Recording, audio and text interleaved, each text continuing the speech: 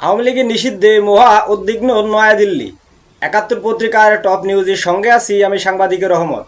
বাংলাদেশের রাজনৈতিক দল হিসেবে আওয়ামী লীগের কার্যক্রম নিষিদ্ধ করার ঘটনায় নয়াদিল্লি আনুষ্ঠানিকভাবে উদ্বেগ প্রকাশ করেছে। গত মঙ্গলবার সন্ধ্যায় দিল্লিতে পররাষ্ট্র মন্ত্রণালয়ে সাংবাদিকের সম্মেলনে এ বিষয়ে এক প্রশ্নের জবাবে মুখপাত্র রণধীর জয়সওয়াল বলেন, কোনো উপযুক্ত পদ্ধতি অনুসরণ না করেই আওয়ামী লীগের উপর নিষেধাজ্ঞা আরোপ একটি উদ্বেগজনক ঘটনা।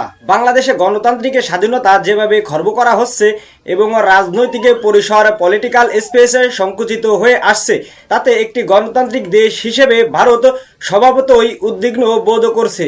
নয়াদিল্লি একই সঙ্গে বাংলাদেশে যত দ্রুত সম্ভব নির্বাচন আয়োজন করার দাবিও পুনর্ব্যক্ত করেছে। এ সময় রণধীর জয়সওয়াল আরও বলেন, বাংলাদেশে দ্রুত একটি সুস্থ, অবাধ ও অন্তর্ভুক্তিমূলক নির্বাচন অনুষ্ঠানের দাবিকে আমরা জোরালো সমর্থন জানাই। প্রসঙ্গত, গত আগস্টে বাংলাদেশের রাজনৈতিক পট পরিবর্তনের পর থেকেই ভারত বাংলাদেশে যত দ্রুত সম্ভব একটি অন্তর্ভুক্তিমূলক নির্বাচন আয়োজনের দাবি জানিয়ে আসছে।